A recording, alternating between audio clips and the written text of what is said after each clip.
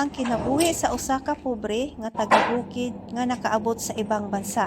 Hello everybody, welcome back to Uptown Mama channel. Please like, share, and subscribe my video to gain more subscriber. I will subscribe for those who will subscribe me. Ang hirap talaga maging isang content creator, lalong-lalo na sa kagaya ko na maliit pa lang ang channel ko. Sana naman ma-monetize ako, sana naman mag-subscribe kayo at i-subscribe ko rin kayo. Magtutulungan tayo dito para naman tayo kumita. Double purpose tong ginawa kong video na to. Gusto kong kumita, gusto kong ma-monetize at gusto ko rin ipa-alam kung ano na nangyayari at gusto ko rin ipakita kung ano nangyayari sa buhay ko bilang isang OFW or bilang isang taga-bukid na pobre. Sa buhay dito, hindi talaga madali. Gusto mo pang matulog pagkagising mo ng umaga, pero kailangan mo nang tumayo. Pilitin ang sarili kahit gusto pang ipikit yung mata at gusto ka pang hilain ng unan at higaan mo.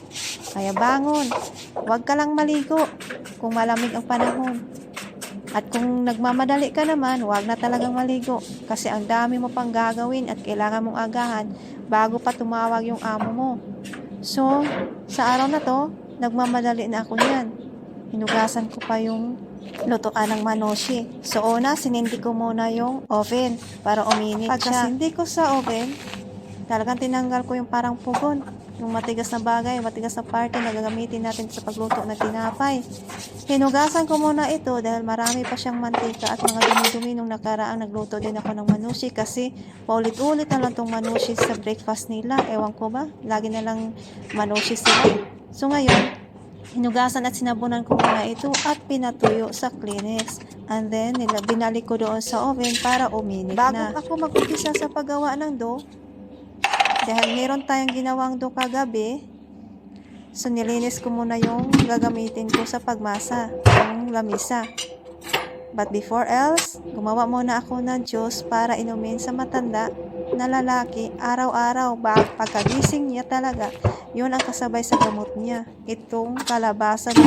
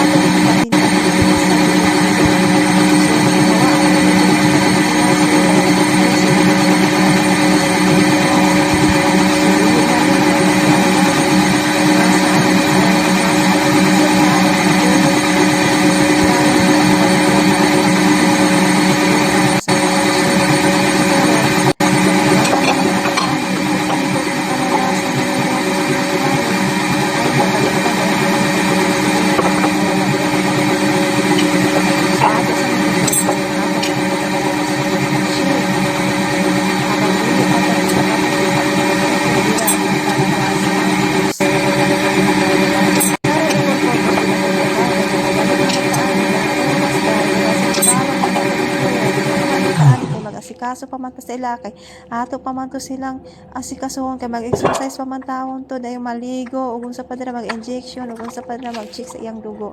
So mauna na atong gamiton nga sauce or toppings para sa manushi. Himo na ta. So ato na naibalik ang ato ang gipanguha ug ato dili na nato gamiton. Karon ato na lang ibubo dira sa baso ang atong gihimo nga juice nga gipaikot-ikot nato sa blender. So mauna na siya hitsura, so naka-ready na. So, handa na ta kung tawag na anatay dalon nga inumin sa tigulang nga lalaki. So, karon madali-dali na po taaning hilimuon na to nga manushi. Ato na niya siya iduot-duot, perting kapuya day, maura po ko exercise ani day, maura nang dili ko manambok diri, bisa kung saon akong kaon. Kaya napunta rin kita sa pangusog ani si Gama og manushi niya o kada hapon magsige pagbiyahe. Kaya mo ato dito sa swimming pool, kay maligo o mag-jacuzzi o sa unsa pa dyan mag-steamer o magsuna. So karon para igeng kapoy ani duot-duot ani inani banga du kapoy man ay ni kaayo ni inani oy. So wantay mahimo og ato na nagkwaon ng bilog ug atong ibutang dira ang atong dunga giporma ug ato ni sirkulon. Same lang gihapon paulit-ulit ra ang procedure aning paghimo ani kay naaman tay duha pang nabilin ato po nang himuon atong i-flatten. Atong i-flatten og maayo nga parte ng kapuya. Grabe nakasakit sa atong bokton ani parte ng laylaya. Ang pangusog na abot dira. napunta dira, napunta sa atong tiyan, napunta sa atong bukton, og kana ato na po ng ludluran og harina og ato ning ibutang og pormahon na po og bilog. So kay nakahimo na ta, ato na ni siyang butangan og toppings. Ang za'atar na may sesame seeds, oil, asin. Ang oil na gigamit is olive oil na siya. Dili na siya ordinaryong oil.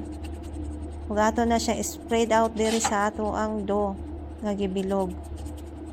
Og paulit-ulit nang atong himuon sa tulo ka dough nga atong gihimo. Natin ato ng kuritan dira o kutsilyo sa ilalom para matanggal dahil pag ato nang ibutang dito sa oven. So ato paulit-ulit na siyang procedure. Inana na siya. Dali ra siya tan-awon pero lisod himuon. Kapoy ba uroy oy? Purigaba. Ug karon ato na ni siyang ibutang dito sa oven. Kay naka-ready na ta aning tulo ka manoshi. Ato na siyang ipasok dira sa pinainit atong oven. So nakahimo na ta tirag tulo, di ba? Karon ato na pila ka minuto atong paabuton ug atong nilion ug okay na. Hindi na siyang matupi. Og igo ra siyang mo burot-burot. Ato na siyang tupion. Kaya og dugay-dugay na itong tupion. Gahi na siya. Di na siya matupi. Gahi na nagutok. So ato na i-press. Kaya burot. Karon maghimo na puntaan ng atuang dough sa pinapay. Para ni partner sa atong kape. Para maunuran ang atong tiyan. So natay pinapay ug natay kape. Magapi usa ta. Mao na akong giingon, wala pa ganita human pangapi. Tawag ng employer. Hello, good morning. Okay, sir. Okay, sir.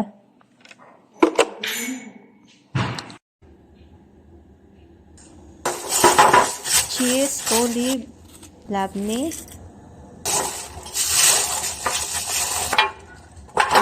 So ato na lang gipakulo ang tubig ug ang tea nga atong gilunod. Paabuto na lang nato na siya nga mokulo-kulo og igo na. Ug ato na ning dalon dito sa taas. Unya kay nabugnaw naman atong manoshi, so ato sa naibutan diri sa microwave ug kadali. Seconds na nga atong painit ana.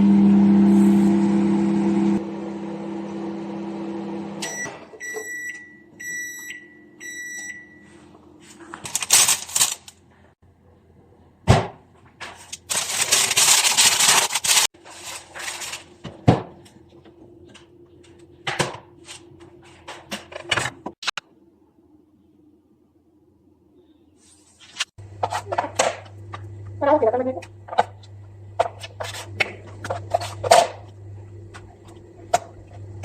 Puro sira.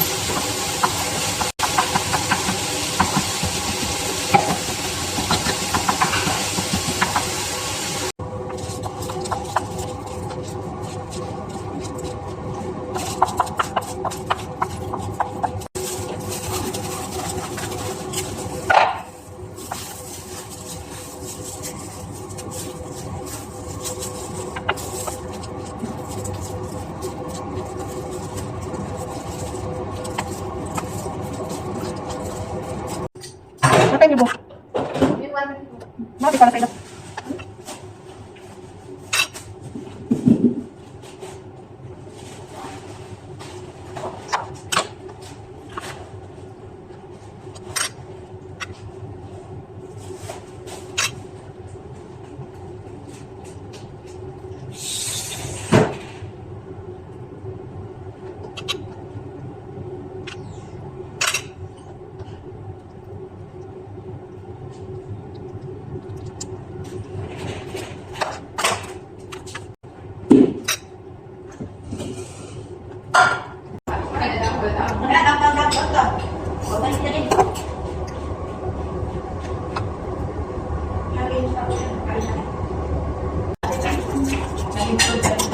Kalimutan na.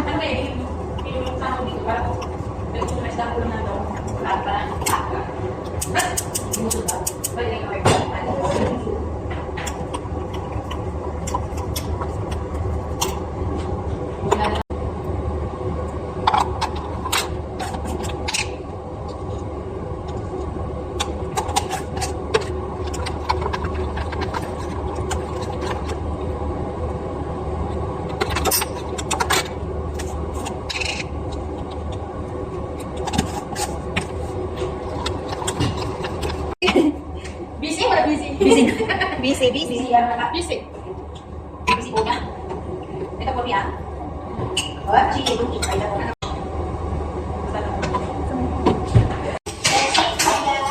Merci, Tim.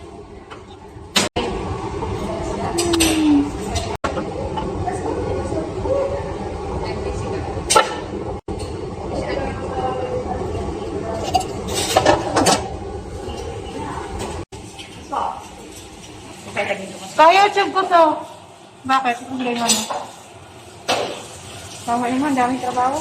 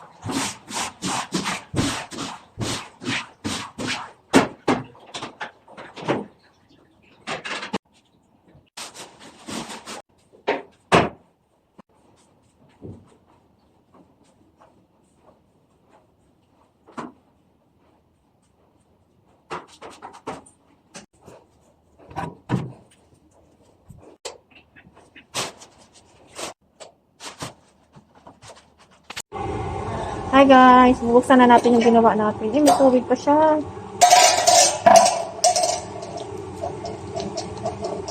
Talagang may kanin dyan kasi ginuhos yung kanin na tira.